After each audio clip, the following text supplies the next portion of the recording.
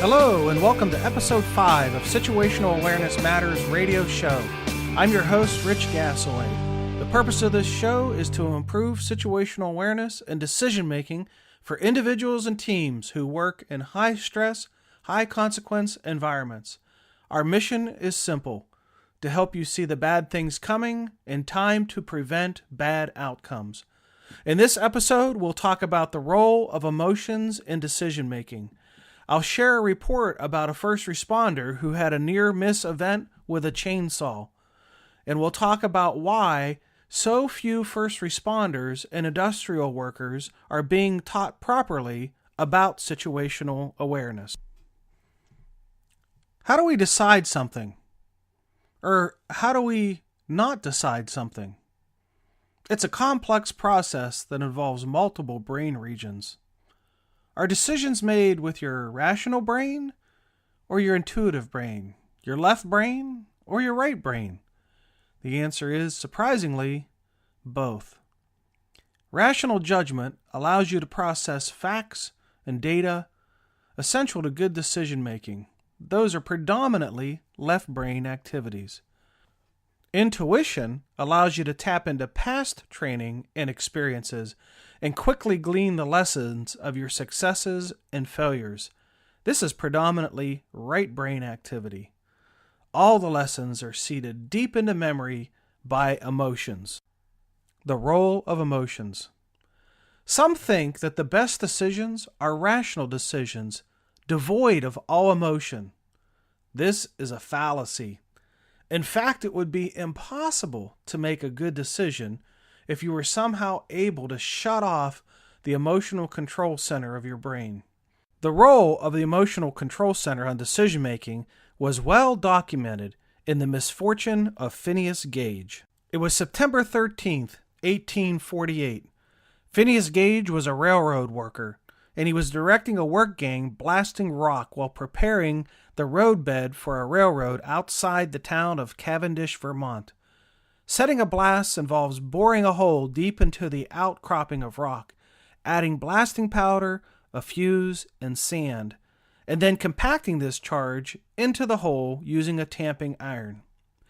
Gage was doing this around 4:30 in the afternoon when, possibly because the sand was omitted, the iron that he was tamping with struck fire against the rock and the powder exploded.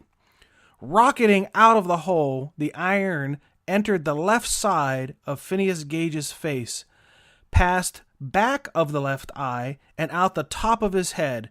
In the process, his prefrontal cortex suffered heavy damage. Miraculously, Gage survived, but he became tactless, impulsive, and profane. He left his family and wandered aimlessly from job to job. His friends described him as no longer being Gage. The ensuing research that involved Phineas Gage provided the first real evidence that the prefrontal cortex governs several uniquely human cognitive talents called executive functions, including problem solving, maintaining attention, and inhibiting emotional impulses. People who suffer damage to the prefrontal cortex really struggle with the ability to make a decision. Not a good decision or a bad decision, any decision at all. I read one case where a person who had suffered from a prefrontal cortex injury called the doctor's office to make an appointment. They were on the phone with a receptionist over 2 hours trying to figure out which day and which time would be best to come in for the appointment. Now, this was a person who suffered a deficiency such that they could not work and would have to be driven to the doctor's office by a relative, but yet they could not make a decision as to what day and what time would be good for them to come in for their appointment. Suffice it to say, emotions are critical to making decisions. During the Mental Management of Emergency program, I spent a great deal of time demystifying the process of how we make decisions under stress. But I don't try to impress anyone with a bunch of neuroscience terminology. The lessons are way too important for that. While I've studied brain science, I am first and foremost a first responder. My 30 years on the line allows me to apply the science in a way that practitioners like yourself can easily understand and relate to. One of the jargon terms that neuroscientists use when they're talking about how we make decisions is metacognition. What does that mean? Merely this. Metacognition means being able to be consciously aware of your own thought processes at the time that you are thinking. As it relates to the mental management of emergencies, it means having a conscious awareness of how you're making your decisions under stress. It means having a conscious awareness of how you're developing and maintaining your situational awareness at emergency scenes. It means having a conscious awareness of the barriers that can impact your situational awareness. It means having a conscious awareness of how you lose your situational awareness and fixing it before it's too late. It means having a conscious awareness of how to regain your situational awareness if you have lost it. As a first responder, the more conscious awareness you have about your decision-making and your situational awareness processes and the barriers that can impact your situational awareness, the better you can be at managing and overcoming the challenges. In 2012, I launched the Get in the Loop Situational Awareness Tour to get those critical messages out to first responders and industrial workers who make high-stress, high-consequence decisions. To date, the tour has stopped on 4 continents, and the message has been delivered to more than 38,000 attendees. Why do I call it the Get in the Loop Tour?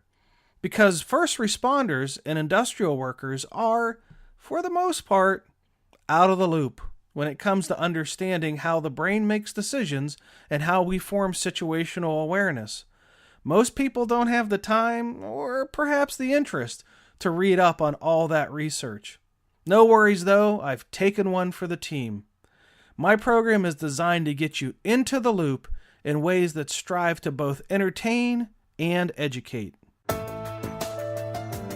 Now let's look at a situational awareness near-miss lesson learned.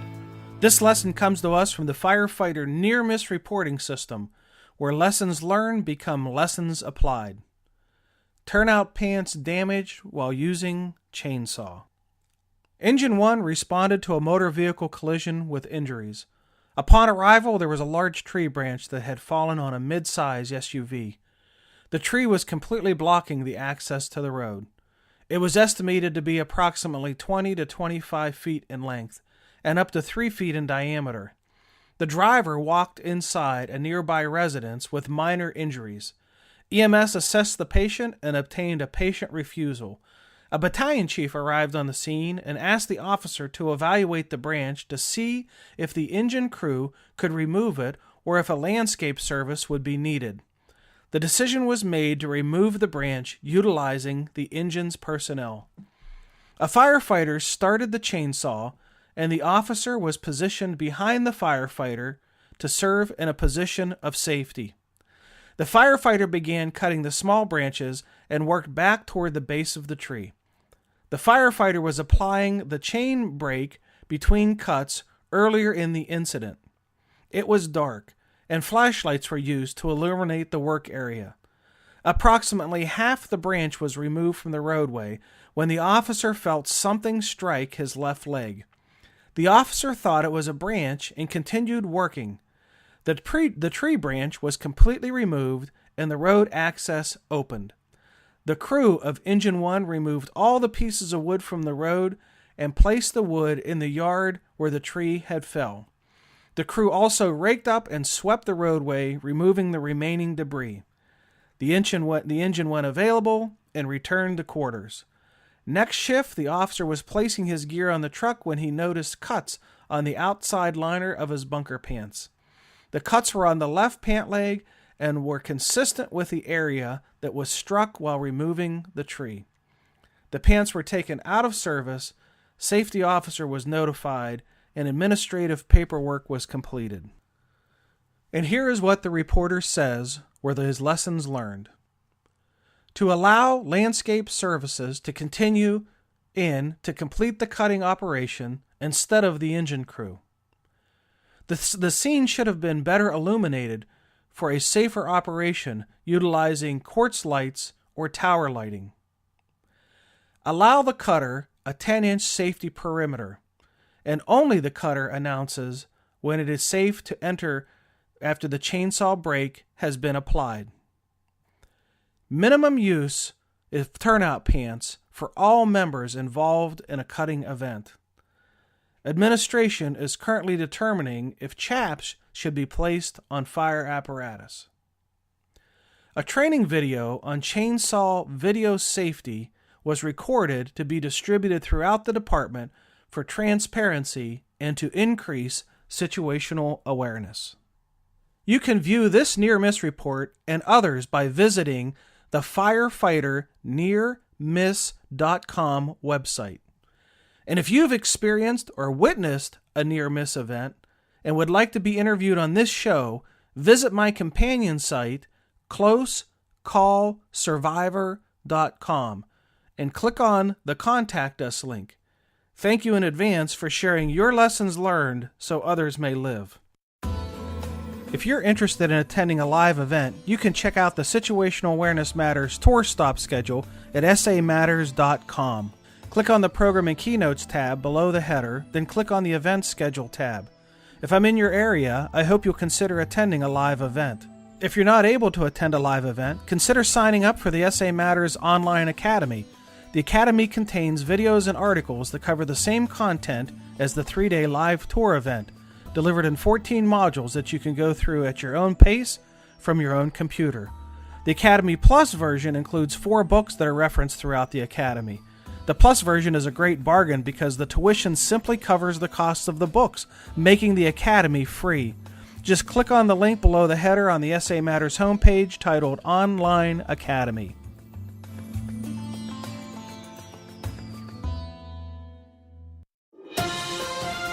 Now let's take a question from the SA Matters community. This question comes from a reader whose department hosted a Situational Awareness Matters tour stop in 2012. Recently, several members of my department attended a wildland firefighter training program. On the first day, the instructors never said anything about situational awareness, even though the topic is covered extensively in the curriculum. On the second day, the lead instructor asked the question, "What is situational awareness?" The room fell silent, and then the instructor proceeded to explain situational awareness in a way that was lame and confusing, and then promptly moved on to another topic. The members from my department in the program were persistent at asking several questions about situational awareness. The instructor not only did not answer the questions, but seemingly became perturbed that we would ask him any questions at all on the topic. How can we improve instructors' understanding about situational awareness? The challenge with teaching situational awareness is it's not exactly a simple concept to learn, let alone one to teach. It took me 7 years and a PhD in research in the neuroscience of decision-making to learn enough that I feel that I am now qualified to stand in front of an audience and share what I learned and provide good answers to their hard questions. Many instructors haven't taken the time to learn about the neuroscience of decision-making and situational awareness, essential for the instructor to be able to answer such questions on the fly on the topic. I am literally studying the topic of situational awareness every day, and I continually learn new things. Sadly, some instructors simply won't say that they don't know the answer, or worse, they'll teach situational awareness inappropriately. I once had a student tell me that he was taught situational awareness at a conference by an instructor who was an attorney. The student told me it was disastrous, and he left the session confused and angry. Unfortunately, I've seen this and heard of this similar account far too often. One of the goals of the Situational Awareness Matters website is to help fix that problem. There's a huge gap between what most first responders and industrial workers know about situational awareness and what they need to know. I'm trying to close that knowledge gap. While there are many educational materials for sale on my website, there are also more than 200 free articles on a wide range of situational awareness topics. That's it. Episode 5 is complete. Thank you for sharing some of your valuable time with me today. I sincerely appreciate your support of my mission. If you like the show, please go to iTunes and search for SA Matters Radio and subscribe to the podcast and leave your feedback and a 5-star review. This will help others find the show. You can also sign up for the free SA Matters monthly newsletter by visiting samatters.com and clicking on the red box on the right side of the homepage. Be safe out there, and may the peace of the Lord and strong situational awareness be with you always. You've been listening to the Situational Awareness Matters radio show with Dr. Richard B. Gassaway. If you are interested in learning more about situational awareness, human factors, and decision-making under stress, visit samatters.com. If you are interested in booking Dr. Gassaway for an upcoming event, visit his personal website at richgassaway.com.